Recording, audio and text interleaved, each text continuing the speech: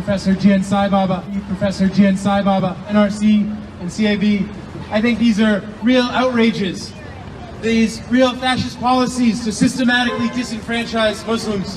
For Adivasis and for Dalits. Modi government, this Ludi Sarkar, they're trying to blame Muslims. They're trying to say Muslims are illegals by this fascist Modi government. नमस्कार दोस्तों, ये सूचना उनके लिए है जिनका दिमाग सटक गया है। न मैं एंटी नेशनल हूँ और न मैं लेफ्ट कवाल का कोई कोट अनकोट क्रांति लाने वाला काडर हूँ। इस वीडियो के जरिए एक कंसर्न सिटीजन अपने द्वारा चुने गए सरकार से एक सवाल पूछना चाहता है। दोस्तों, जब 2019 में संसद द्वारा पारित एक कानून 4 साल बाद अब जाके इम्प्लीमेंट होता है तो ये पूछना तो ज़रूरी हो जाता है कि वो कानून सही से लागू हो पाएगा भी या नहीं।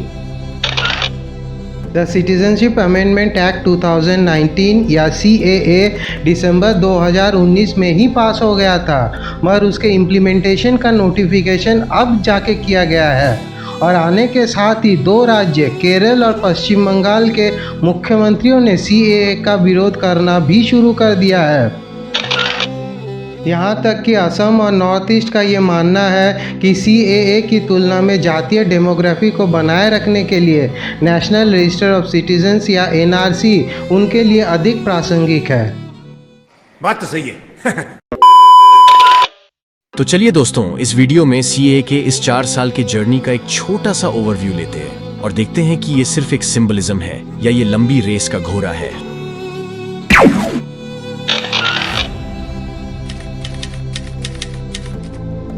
समय का पहिया घुमा के अगर हम 2019 के दिसंबर में जाके थोड़ा सा खोजबीन करें तो हमें आने वाले महीनों में CAA की संभावनाओं के बारे में एक संकेत मिल सकता है।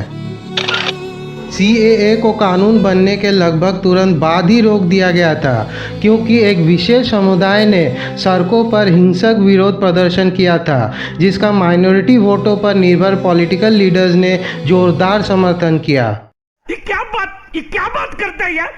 शाहीन बाग में प्रोटेस्ट के नाम पर कई दिनों तक सड़क जाम ने हमें बताया कि सरकार सड़कों पर माइनॉरिटीज़ के साथ टकराव से बचने के लिए किस हद तक जाने को तैयार थी। ऑपोजिशन को एक्सपोज करने के नाम पे इलीगली सड़क जाम को चलने दिया गया। ये तभी समाप्त हुआ जब कोविड ने लॉ एंड ऑर्डर मशीनरी के लिए विरोध स्थल को खाली करना आसान बना दिया। चीटिंग करता है तू,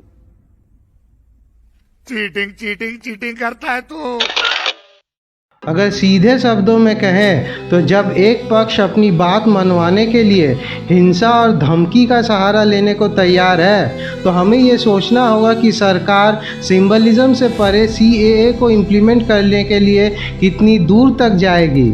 हालांकि नियम अब तैयार हो गए हैं और अभी का सिचुएशन एनालाइज करें तो मोदी गवर्नमेंट CAA को पूरी तरह से आगे ले जाने को तैयार दिखती है।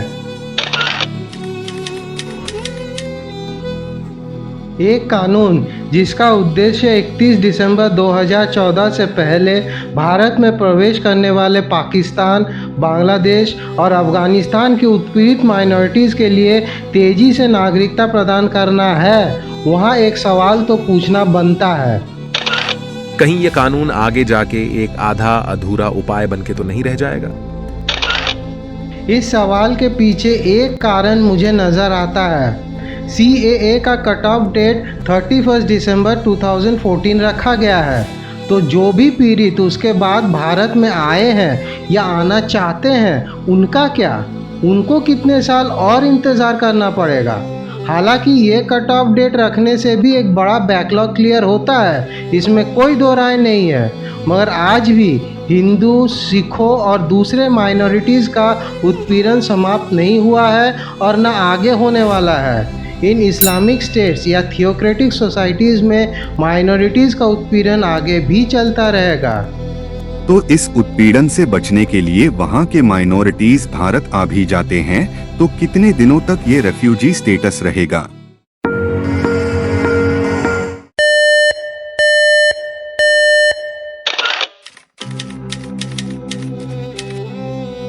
भारत के एक कम्युनिटी के द्वारा CAA का विरोध करने का एक अंतर्निहित कारण यह है कि अगर वो CAA को एक्सेप्ट करते हैं तो उन्हें ये भी एक्सेप्ट करना होगा कि उनकी अपनी उम्मा उनके पड़ोस में हिंदुओं पर अत्याचार कर रही है।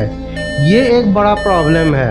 इनके अंदर परसिक्यूशन और मटायर कॉम्प्लेक्स को ठूंस के भर दिया गया है नॉन बिलीवर्स के खिलाफ आतंक पैदा करने के लिए।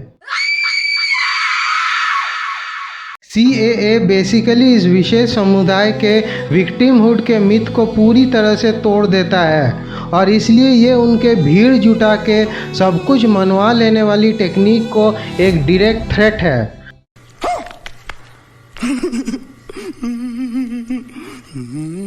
शायद इसलिए वो उन सबूतों को भी मानने के लिए तैयार नहीं है जो उनके आंखों के सामने होता है। अरे झूठ बोल रहा है, ये झूठ बोल रहा है। शाहीन बाग के सो कॉल प्रोटेस्ट को कोविड ने रोक दिया था। उसके बाद पिछले 4 वर्षों में जब भी पूछा गया, सरकार ने CAA के तहत नियम बनाने में देरी के लिए सबसे पहले कोविड का बहाना दिया, जो कुछ हद तक प्रैक्टिकल भी था। मगर कोविड 2 साल पहले 2022 में एक तरह से ख़त्म हो गया था, लेकिन सरकार अभी भी 3 महीने पहले तक ढिलाई बरत रही थी। ऑपोजिशन को लगता है कि इसके पीछे 2 कारण है। पहला है कि इसने अलग अलग कॉरपोरेट से इलेक्टोरल बॉन्ड्स के रूप में कितना लिया है, इन सुर्खियों से सबको दूर कर देना। बेसिकली ऑपोजिशन पॉलिटिकल रोटियां सही से सेक भी नहीं पा रहा है इस कंट्रोवर्सी से। खत्म, bye bye, tata, good bye, गया। दूसरा ये कि उनको लगता है CAA के जरिए बीजेपी पश्चिम बंगाल में बसे बांग्लादेशी रेफ्यूजीज़ पर अपना प्रभाव डालना चाहती है ताकि वहाँ एक पॉलिटिकल माइलेज मिल सके। ऑन द फ्लिप साइड, अगर इन 2 क्रिटिसिज्म्स को सही मान भी लिया जाए तो भी CAA रूल्स के इतनी देर से आने और वो भी चुनाव की घोषणा के इतने करीब आने की असली वजह कुछ और है। अच्छा, और वो वजह क्या है?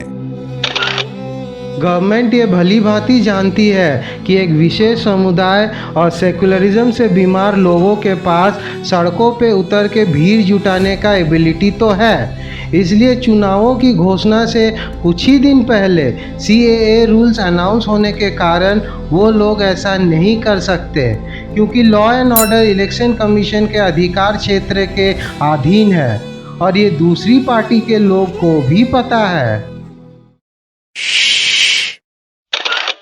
यहाँ गवर्नमेंट शायद ये सोच रही है कि CAA रूल्स के देर से की गई घोषणा उसी तरह की भूमिका निभाएगी जो फरवरी 2020 के बाद शाहीन बाग विरोध प्रदर्शन को समाप्त करने में सरकार की मदद करने के लिए कोविड और दिल्ली दंगों ने निभाई थी। सच पूछिए तो सरकार अभी सड़कों पर उग्र भीड़ के साथ एक और आमना सामना नहीं चाहती है। उसे उम्मीद है कि लोकसभा चुनावों में मजबूत प्रदर्शन उसे इस चुनौती से निपटने के लिए राजनीतिक ताकत देगी, अगर ये चुनौती आती है तो।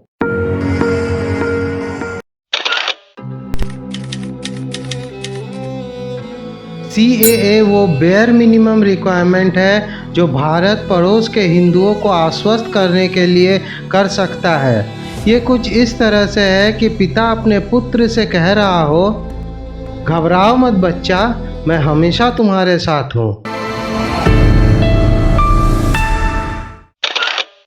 मैं नहीं जानता कि ये कितना प्रैक्टिकल होगा, मगर 2 सुझाव देना चाहूँगा।